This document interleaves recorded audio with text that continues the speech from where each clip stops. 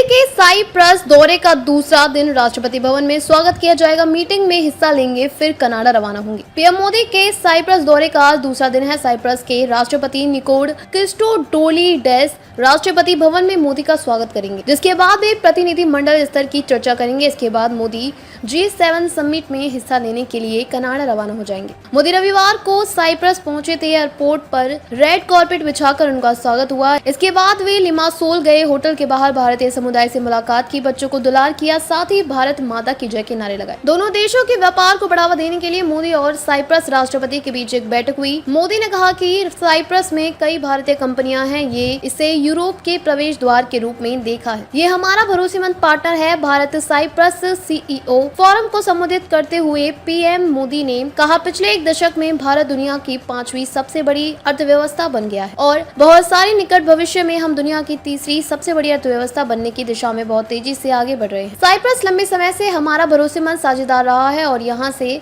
भारत में काफी निवेश हुआ है। कई भारतीय कंपनियां भी साइप्रस आई हैं और एक तरह से साइप्रस को यूरोप के प्रवेश द्वार के रूप में देखा गया है। आज आपसी व्यापार $150 मिलियन तक पहुंच गया है। ऐसा 6 दशक बाद हुआ है कि भारत में लगातार तीसरी बार एक ही सरकार चुनी गई है। पिछले 10 सालों में डिजिटल क्रांति आई है। दुनिया में भारत के यूनिफाइड पेमेंट्स इंटरफेस यानी UPI की चर्चा है। साइप्रस को इसमें शामिल करने के लिए बातचीत चल रही है और मैं इसका स्वागत करता हूं। हम भारत में भविष्य के बुनियादी ढांचे के विकास में सालाना $100 अरब से अधिक का निवेश कर रहे हैं। इनोवेशन भारत की आर्थिक ताकत का एक मजबूत स्तंभ बन गया है। हमारे 1 लाख से ज्यादा स्टार्टअप सिर्फ सपने नहीं, समाधान बेचते हैं। मोदी साइप्रस जाने वाले तीसरे भारतीय प्रधानमंत्री। इससे पहले 1983 में इंदिरा गांधी और 2002 में अटल बिहारी वाजपेयी ने इस देश का दौरा किया था। भारत और साइप्रस के कूटनीतिक रिश्ते हमेशा मजबूत रहे हैं, लेकिन इतने उच्च स्तरीय दौरे बहुत कम हुए हैं। राष्ट्रपति रामनाथ कोविंद ने 2018 में और विदेश मंत्री एस जयशंकर ने 2022 में साइप्रस का दौरा किया था। पीएम कनाडा के अल्बर्टा